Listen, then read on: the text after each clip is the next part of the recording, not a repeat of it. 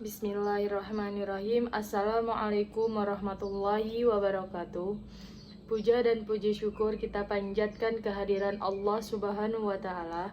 Salawat serta salam semoga tetap tercurahkan kepada baginda Nabi Muhammad SAW yang telah menurunkan ajaran Islam kepada umatnya hingga akhir zaman. Perkenalkan, nama saya Zainab dengan NIM 1062200003. Di sini saya akan menerangkan atau memaparkan materi hukum pidana dengan dosen pembimbing Bapak Muhammad Aimin SH.MH. Baiklah, di sini saya akan menerangkan atau memaparkan materi hukum pidana dengan judul kesalahan dan kesengajaan dalam hukum pidana.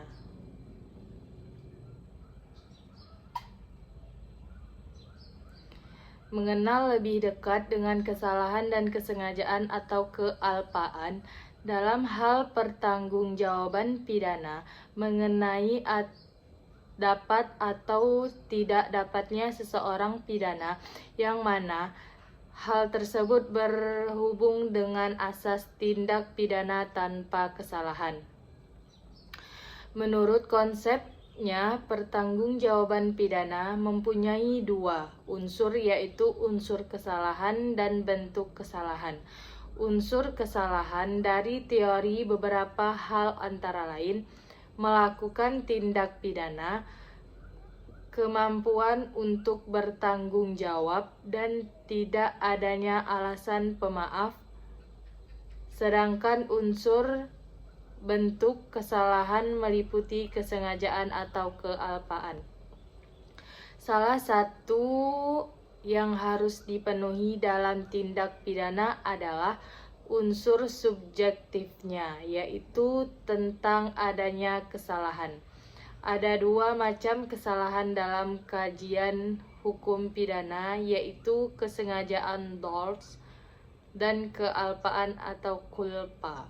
Kesengajaan dolosa menurut Memory of Tolesting kata dengan sengaja yang banyak dijumpai dalam pasal-pasal KUHP diartikan sama dengan wills and wantons, yaitu suatu yang dikehendaki dan diketahui. Ada tiga bentuk kesengajaan, yaitu kesengajaan sebagai maksud, kesengajaan sebagai kepastian, dan yang terakhir kesengajaan sebagai kemungkinan. Sini saya akan menerangkan kesengajaan sebagai maksud. Kesengajaan sebagai maksud yaitu bentuk kesengajaan yang menghendaki pelaku untuk mewujudkan suatu perbuatan, menghendaki untuk tidak berbuat atau melalaikan suatu kewajiban hukum, dan juga menghendaki timbulnya akibat dari perbuatan itu, sehingga pada seseorang melakukan tindakan untuk menimbulkan suatu akibat yang dikehendakinya. Menyadari bahwa akibat tersebut pasti atau mungkin dapat timbul karena tindakan yang telah dilakukan. Orang dapat mengatakan bahwa orang tersebut mempunyai kesengajaan sebagai maksud. Contoh kasusnya ialah seseorang ingin membunuh temannya, kemudian ia menembaknya menggunakan pistol di bagian kepala. Dan yang kedua, kesengajaan sebagai kepastian. Kesengajaan sebagai kepastian yaitu bentuk kesengajaan yang berupa kesadaran seseorang terhadap suatu akibat yang menurut akal manusia pada umumnya pasti terjadi dikarenakan dilakukannya suatu perbuatan tertentu dan terjadinya akibat tersebut tidak dapat dihindarkan. Akibat yang timbul merupakan akibat lain dari tindakan yang dilakukan, bukan merupakan akibat yang dikehendaki. Contoh kasusnya ialah saat melakukan perampokan, pelaku menggorok kasir supermarket dengan menggunakan kapak tajam. Akibat kasir tersebut mati, meskipun kematian ini tidak diinginkan, namun siapapun pasti tahu menggorok orang dengan kapak tajam dapat menyebabkan seseorang mati.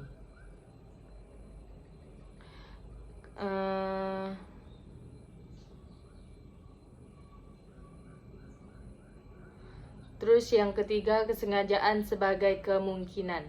Kesengajaan sebagai kemungkinan yaitu suatu kesadaran untuk melakukan perbuatan yang telah diketahuinya, bahwa akibat lain yang mungkin akan timbul dari perbuatan itu yang tidak ia inginkan dari perbuatannya.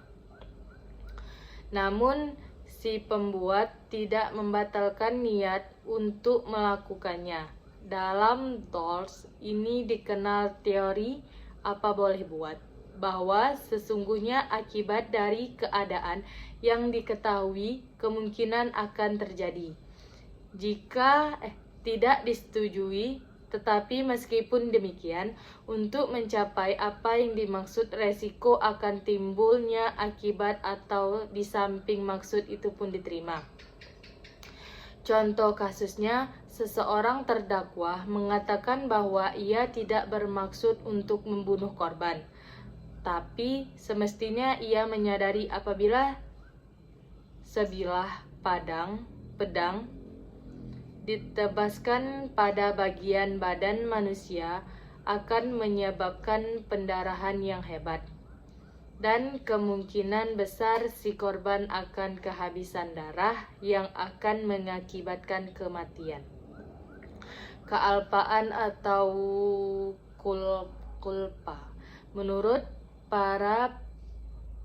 pendapat para ahli, kealpaan disamakan dengan kelalaian dan kekurang hati-hatian. Menurut Wirjono Prodjodikoro, kulpa didefinisikan sebagai kesalahan pada umumnya. Namun dalam ilmu pengetahuan, hukum mempunyai arti teknis, yaitu suatu macam kesalahan pelaku tindak pidana yang tidak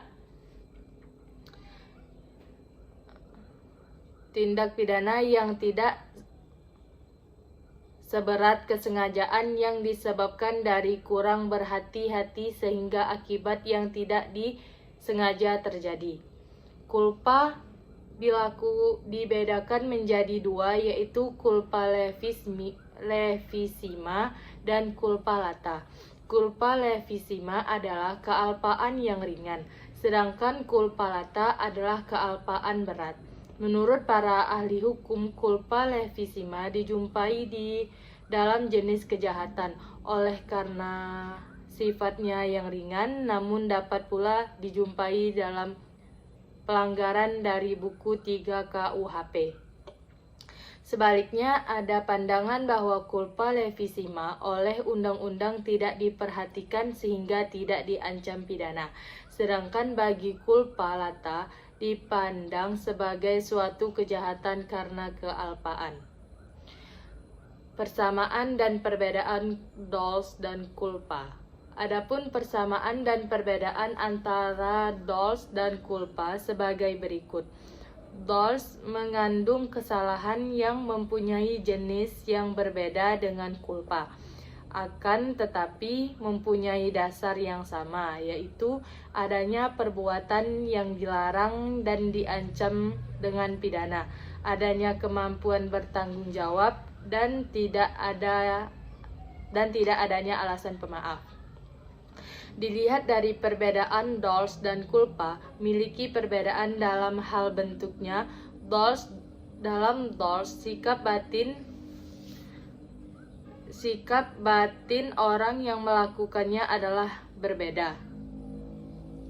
Sikap batin orang yang melakukannya adalah menantang larangan. Sedangkan dalam culpa, orang yang melakukan kurang mengindahkan larangan sehingga tidak berhati-hati dalam melakukan suatu perbuatan yang objektif kausal menimbulkan keadaan yang dilarang.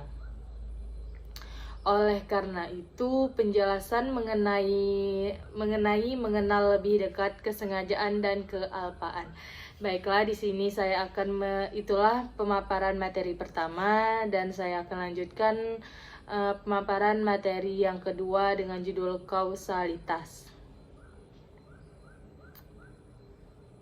Kausalitas kausalitas adalah kata cause. Berasal dari bahasa Latin, salah satu istilah yang berasal dari bahasa hukum Romawi.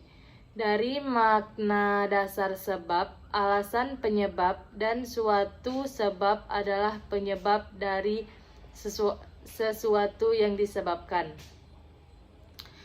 Kausa diartikan dengan suatu yang menghasilkan efek atau akibat. Kausal diartikan sebagai terkait dengan atau melibatkan hubungan sebab akibat.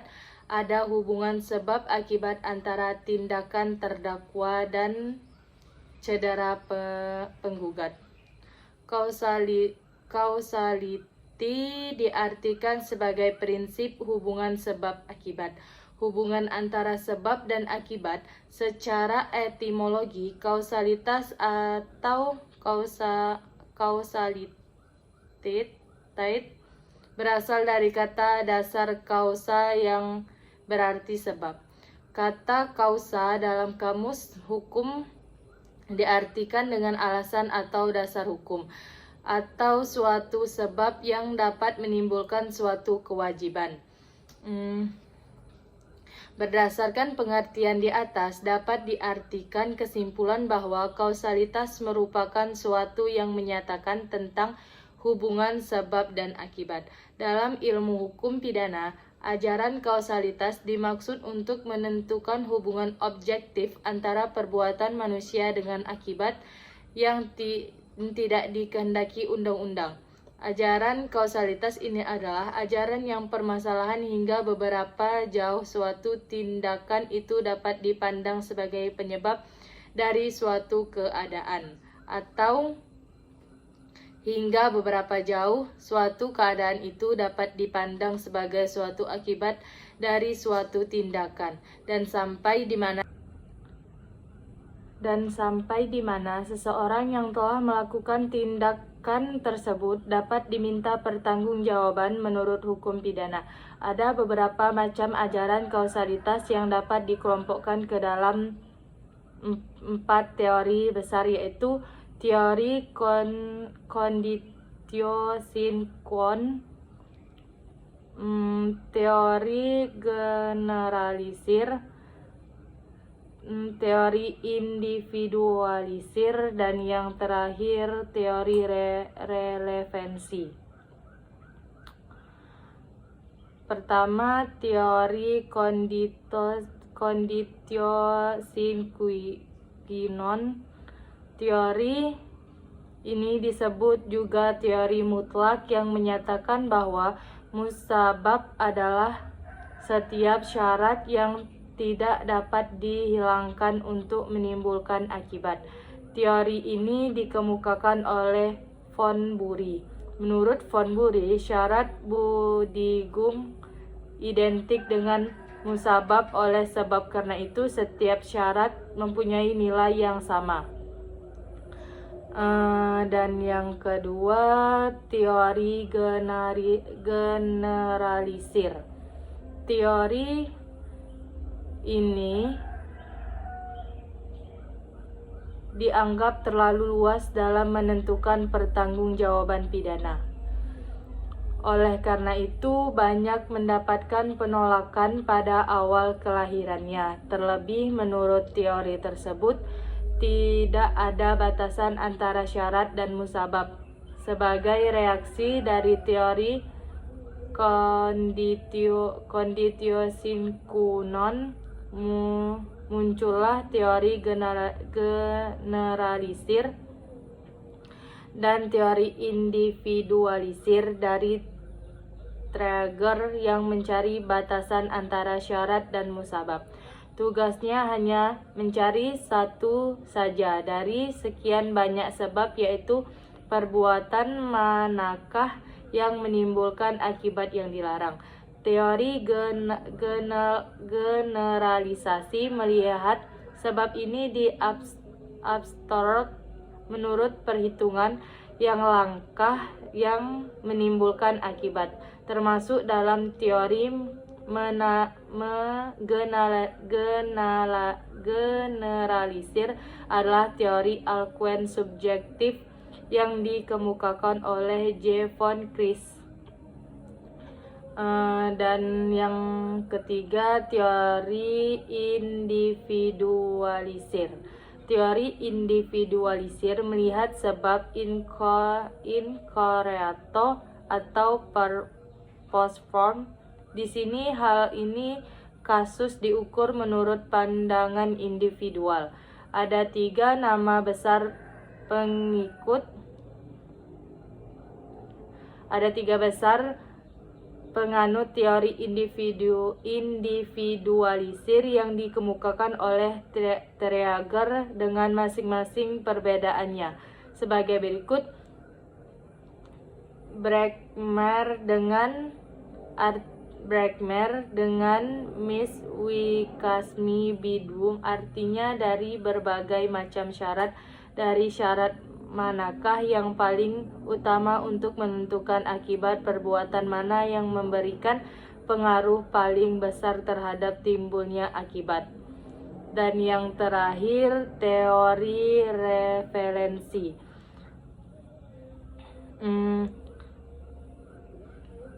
Teori referensi diikuti oleh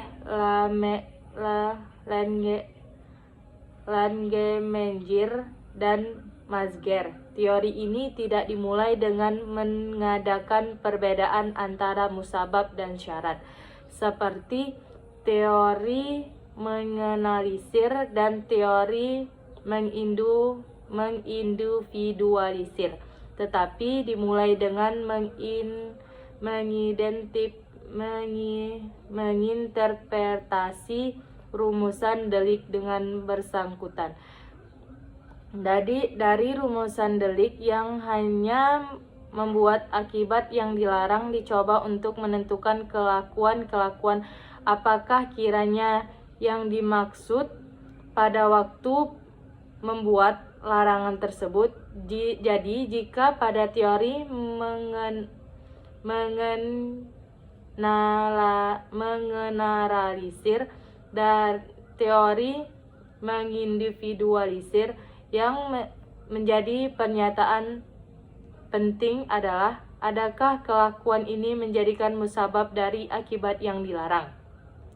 Makanya pernyataan paling penting pada teori referensi adalah pada waktu undang-undang menentukan rumusan delik itu, kelakuan-kelakuan yang manakah yang dibayangkan oleh dapat menimbulkan akibat yang dilarang. Jika Remery mengemukakan bahwa sejumlah penulis antara lain Van Hemel dan Langemeier, yang pada dasarnya ia menerapkan ajaran von Bury dalam kejadian tentang ihwal kualitas sebagaimana dimunculkan dalam teks perundang-undangan dan sejumlah ketentuan yang mengandung asas-asas lain. Jadi atas dasar data yang terletak di luar kausalitas memilih suatu atau lebih sebab dari sekian banyak sebab yang mungkin ada. Itulah pemaparan materi tentang kausalitas, dan yang terakhir saya akan menerangkan tentang alasan pembenar dan pemaaf atau penghapus hukum pidana. Alasan pembenar sebagai penghapus tindakan pidana Alasan pembenar termasuk ke dalam bagian dari alasan penghapus pidana.